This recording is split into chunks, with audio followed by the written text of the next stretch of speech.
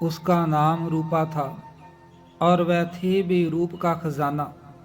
मेरे विद्यालय में वह एक अध्यापिका के रूप में आई थी। उसको प्रथम देखते ही मुझे बहुत अच्छा लगा। परिचय प्राप्त करने पर ज्ञात हुआ कि वह विवाहित है। उसकी 5 साल पहले शादी हुई थी। रूपा 3 बहनें और एक भाई थे। वह अपने माता पिता की सबसे छोटी संतान थी।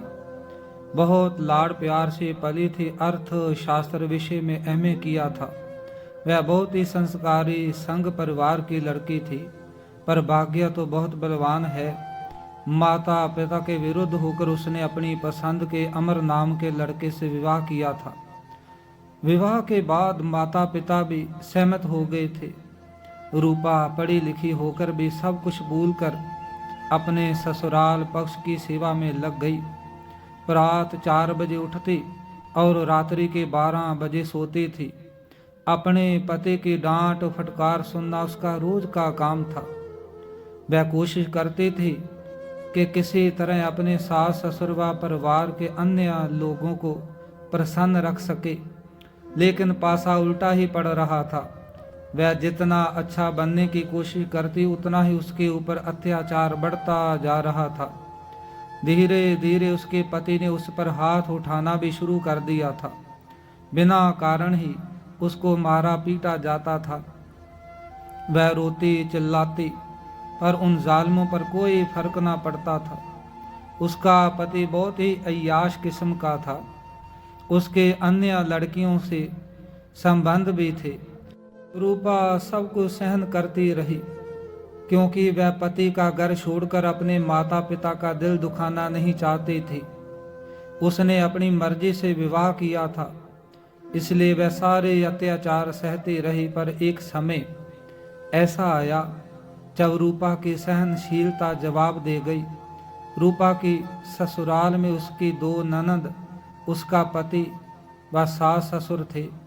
दोनों नंदों का विवाह हो चुका था।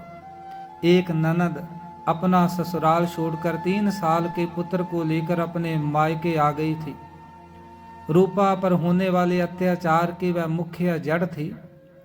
ठीक ही कहा गया है कि आज घर घर में नारी ही नारी की दुश्मन है। उसका नाम सुष्मिता था। उसके दिमाग में सदैव बुरे विचार ही चलते रहते थे। वह बहुत क्रूर स्वभाव की थी। सुष्मिता ही थी जो रूपा के पति और सास के कान भरती रहती थी। उसके ही कहने पर रूपा के पति ने उसके पिता से एक बड़ी गाड़ी की मांग की थी। रूपा के पिता ने अपनी पुत्री के सुख के लिए उनकी यह बात मानकर गाड़ी भी खरीद कर दी, लेकिन रूपा पर अत्याचार कम नहीं हुआ। वह दर्द से रोती रहती थी। वह अपनी करनी पर बहुत पछता रही थी।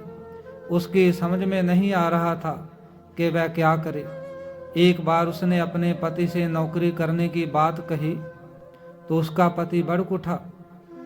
तुमसे नौकरी करवाकर मैं घर में नौकरानी रखूंगा क्या?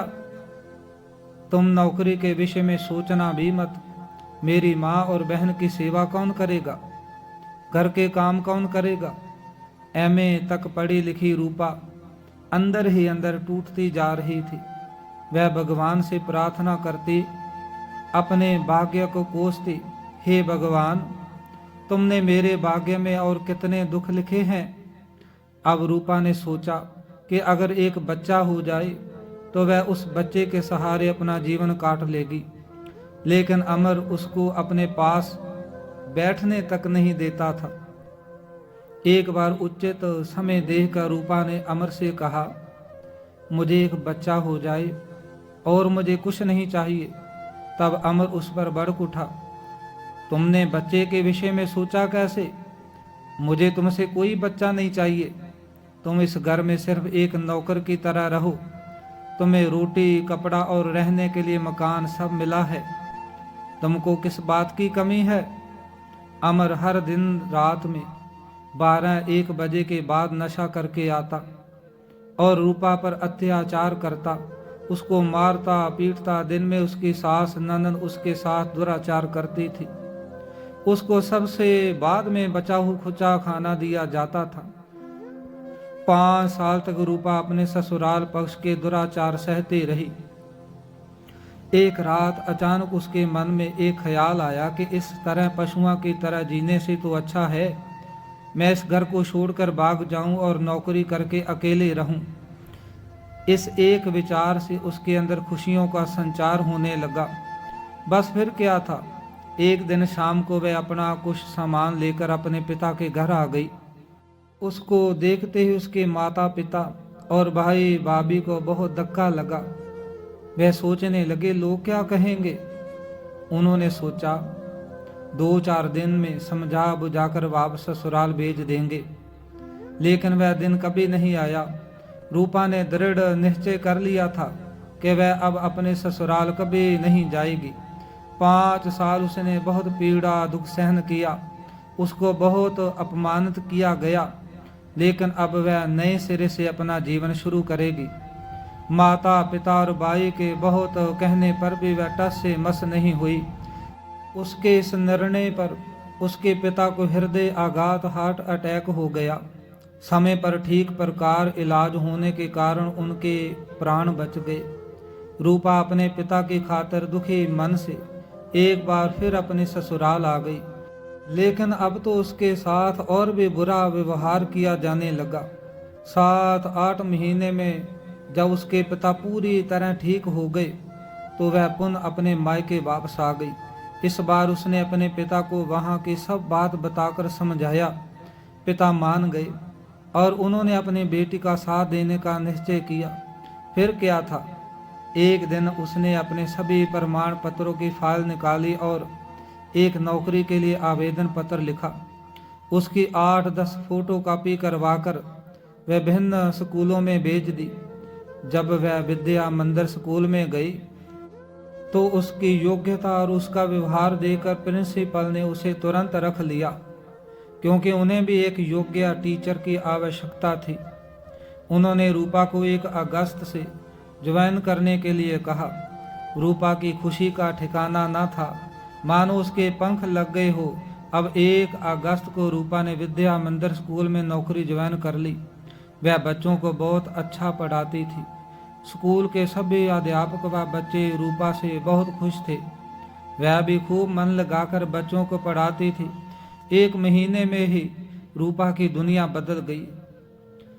अब उसने अपने पति के खिलाफ संबंध विच्छेद तलाक की अर्जी भी कोर्ट में दे दी थी। उसके माता पिता व भाई भाभी अब उससे बहुत खुश थे। उसने माता पिता से अलग मकान लेकर रहने की बात कही, पर माता पिता बिल्कुल तैयार न थे। अब उसके माता पिता के अंदर भी हिम्मत आ गई थी। अब उन्हें समाज का कोई डर न था। उन्हें अब पछतावा हो रहा था कि उन्होंने अपनी बेटी को पहले ही अपने पास क्यों नहीं बुला लिया। हमारी कोमल सी बेटी ने कितने अत्याचार सहन किए, उसके पूरे शरीर पर चोट के निशान बने हुए थे, जो कि रूपा ने बहुत बाद में अपने माता पिता को दिखाए थे। अब उसके माता पिता को लगता था कि बेटी के विवाह से भी ज़्यादा ज़रूरी उसको पढ़ा लिखाकर अपने पैरों पर खड़ा करना है, जिससे वह अपने संपूर्ण निर्णय लेने में समर्थ हो। आखिर बेटी भी तो इंसान है, उसको भी अपना जीवन अपने अनुसार जीने का हक है। गलती भी इंसान से होती है और इंसान ही उसमें सुधार करता है। आज रूपा को विद्या मंदिर स्कूल में पढ़ाते हुए 2 साल हो चुके हैं। अब उसकी दुनिया बदल चुकी है। दुनिया देखने का नजरिया भी बदल चुका है। उसका अपने पति से संबंध विच्छेद हो गया है। वह बहुत खुश है। उसके माता पिता उसके पुनर्विवाह के लिए एक अच्छे वर की तलाश कर रहे हैं। आज हर माता पिता का यह कर्तव्य है कि वह पहले बेटी को पढ़ाएं लिखाएं, उसे अपने पैरों पर खड़ा करें, तत्पश्चात उसका विवाह करें। अगर बेटी से कोई नादानी हो जाए तो उसे एक मौका अपने आप को सुधारने का अवश्य दें। तभी हमारे देश की बेटियों का कल्याण होगा, देश का कल्याण होगा। दोस्तों, अगर कहानी अच्छी लगी हो तो वीडियो को लाइक कमेंट कीजिए और चैनल को सब्सक्राइब कीजिए। वीडियो में यहाँ तक हमारे साथ बने रहने के लिए आप सभी का बहुत बहुत धन्यवाद।